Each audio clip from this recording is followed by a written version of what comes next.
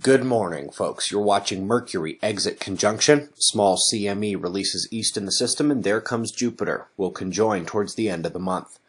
Today we are finally eyeing the end of geomagnetic storms, but unable to put our guard down yet. We've got news and highlights from around the world as well, but let's get started over at spaceweathernews.com.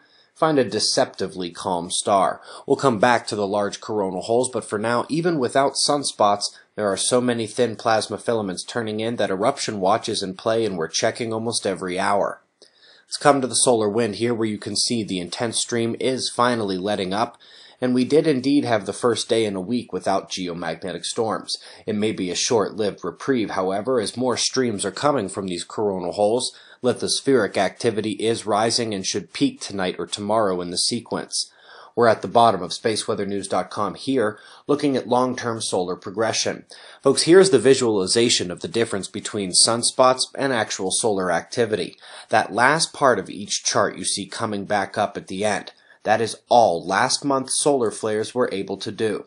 If you recall how I said that 12 years ago we got 2x10 solar flares as we entered solar minimum, but it barely budged the long-term charts, this is what I meant. Long-term trends win out, but any given week a sunspot can sneak through and become a leviathan. Best of hearts and minds to Ireland, where the cleanup begins, as 3 are mourned from the storm's onslaught over the last day. Lucky to land properly there, and again, best of all to everyone there in the aftermath.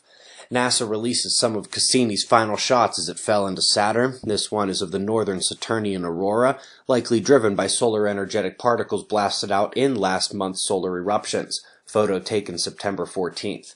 Get this. Mars recon with false color as H2O ice crystals tinted blue. They say these earthly clouds are indeed floating in the Martian atmosphere.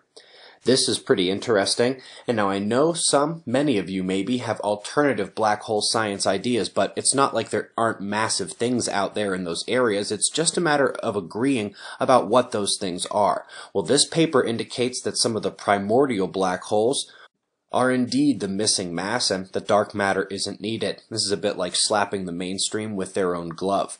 Fire danger in some parts of the western U.S. today is no joke. Take extreme precautions with any potentially fire-related activity. And lastly, folks, we've put together some playlists for your easy learning. Just click my name anywhere in YouTube to pull up our channel page. Scroll down to the bottom, see the playlists.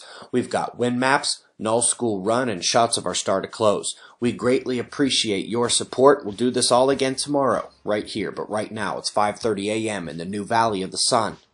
Eyes open, no fear. Be safe, everyone.